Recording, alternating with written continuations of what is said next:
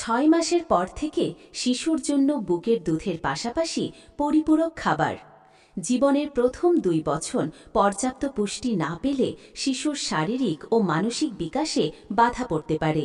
তাই সঠিক বৃদ্ধি ও সুস্থতার জন্য শিশুকে ৬ মাস পর থেকে বুকের দুধের পাশাপাশি বিভিন্ন প্রকার পুষ্টিকর খাবার খাওয়াতে হবে।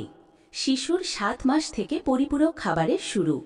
এই বয়সে শিশুর ওজন প্রায় ৫ থেকে ৬ কেজির মতো হয় এবং এজন্য এই সময় পরিপূরক খাদ্য আরম্ভ করা উচিত। এর চেয়ে দেরি হয়ে গেলে শিশুরা খাবারের স্বাদ বুঝে যায় এবং খেতে চায় না। দুধের সাথে কলা চটকে বা দুধের সাথে সুজি রান্না করে শিশুর প্রথম খাবার আরম্ভ করা যায়।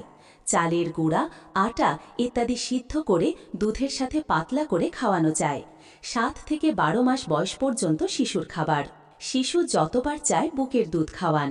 শিশুকে পর্যাপ্ত পরিমাণ ভাত, ডাল, হালুয়া, খিচুড়ি, ডিম, মাছ, সবুজ শাকসবজি, রঙিন পাকা ফল যেমন পেঁপে, কাঁঠাল, আম ও কলা দিন।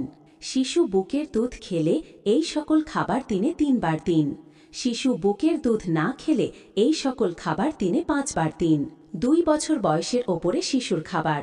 বাড়িতে অন্যান্যরা যা খায় দিনে ৩ বার দিন এবং এই সকল খাবারের মাঝে ২ বার পুষ্টিকর খাবার খেতে দিন, যেমন তেল মাখা মুড়ি, রুটি, বিস্কুট, পাকা পেঁপে, পাকা কলা, পাকা আম, কাঁঠাল। ৬ মাসের পর থেকে বুকের দুধের সাথে পরিপূরক খাবার। ১২ মাসের পর থেকে ২ বছর পর্যন্ত শিশুর খাবার। শিশু যতবার চায় বুকের দুধ খাওয়ান। বুকের দুধ খাওয়ানোর আগে শিশুকে পর্যাপ্ত পরিমাণ ভাত, ডাল, হালুয়া, খিচুড়ি, ডিম, মাছ, সবুজ শাকসবজি, রঙিন পাকা ফল যেমন পেঁপে, কাঁঠাল, আম ও কলা দিন। অথবা বাড়িতে অন্যান্যরা যা খায় তাই দিনে ৫ বার দিন।